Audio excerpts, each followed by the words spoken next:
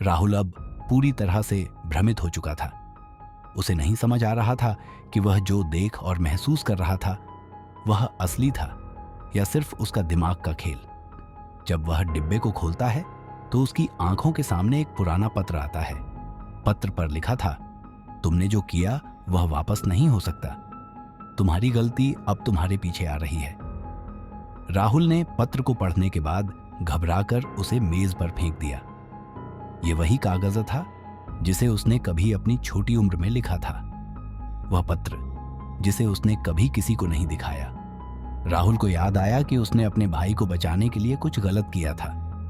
क्या वह उसी गलती का परिणाम था? राहुल ने अब फैसला किया कि उसे इस सब का सच जानना होगा। वह उस पुरानी डायरी की ओर बढ़ा जो उसे उसके पिता के सामान में मिली थी। वह डायरी उसकी मां की थी जो अब कई सालों से लापता थी।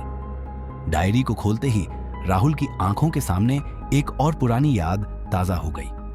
मां का एक पत्र था जिसमें लिखा था, तुम्हारे पिता का एक राज्य है, वह नहीं चाहते कि तुम्हें वह जानने मिले। राहुल के मन में यह सवाल गूंजने लगा, क्या वह सचमुच अपनी मां के राज के बारे में जानने के काबिल था?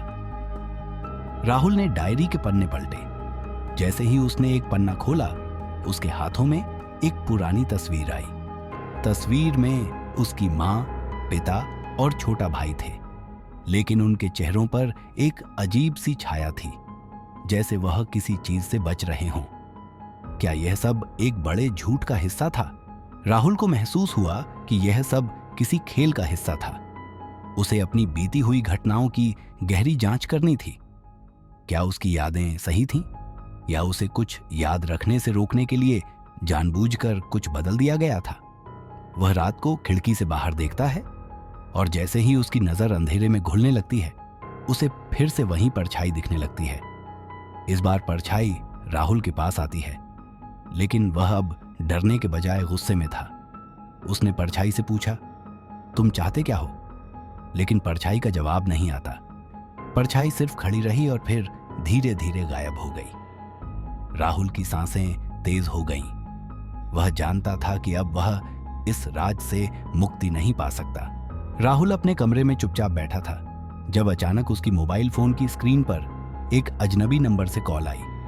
उसने कॉल उठाई और एक हल्की सी आवाज आई, तुम्हारे साथ जो हुआ वह तुम्हारी मर्जी से नहीं था।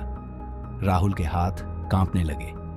उसने पूछा, तुम कौन हो? लेकिन सामने से कोई जवाब नहीं आया, बस एक खामोशी थी और फिर कॉल कट गई। राहुल ने फिर से देखा, लेकिन कमरे में कोई नहीं था। यह आवाज उसे कहां से आ रही थी? क्या यह सब उसी राज से जुड़ा हुआ था? राहुल अब जानता था कि वह अपनी यादों और अतीत से ताव नहीं सकता। वह उन दरवाजों को खोलने की कोशिश कर रहा था जिनसे वह अब तक भागता रहा था। अब उसे यह एहसास हुआ कि उसका अतीत उसे वापस पकड़ लाया था। वह नहीं जानता था कि उसकी खोज कहां तक जाएगी, लेकिन उसे यह साफ महसूस हुआ कि वह कुछ भूल नहीं सकता। तभी राहुल को पुराने चुपके से खिले हुए फूलों का एक गुच्छा दिखाई देता है। वह घबराहट में उस दिशा में जाता है जहां वह खिले हुए फूल दिखे थे। जैसे ही वह उस स्थान पर पहुंचता है, एक तेज हवा चलने लगती है और अचानक कमरे में फिर वही परछाई नजर आती है। वह परछाई कुछ कह रही थी, लेकिन राहुल के पास अब कोई सवाल नहीं था, क्योंकि अब उसे सब कुछ साफ हो चुका था। राहुल अब महसूस कर रहा था कि उसका अतीत उसे शांति से नहीं रहने देगा। वह जितनी कोशिश करता, अतीत के दरवाजे उतने ही खुलते जाते। इस बार वह सीधे जंगल में जाता है जहां से सब कुछ शुरू हुआ था। वही बरगद का पेड़, वही पुरानी घड़ी, वही घटनाएं। जंगल में पहुंचते ही राहुल को महसूस हुआ कि यह सब एक जाल था जिसे अब तक वह समझ नहीं पाया था। अचानक उसने पुराने बरगद के पेड़ के नीचे कुछ देखा, एक और पत्र, लेकिन यह पत्र औरों से अलग था। यह पत्र पुराने खून से सना हुआ था, जैसे किसी ने उसे मजबूरी में लिखा हो। राहुल ने पत्र खोला, उसमें लिखा था, तुम्हारी सारी खुशियां सिर्फ तुम्हारे हाथों में बर्बाद हो गईं। अब तुम्हारा वक्त आ गया है। राहुल की आंखों में आंसू थे, लेकिन उसने उन्हें झूठा नहीं समझा। उसने यह सब अपनी आंखों से देखा था। वह अब किसी को और कुछ भी जवाब नहीं दे सकता था। एक हल्की आवाज फिर से गूंजी, अब तुम्हें पूरी सच्चाई जाननी होगी।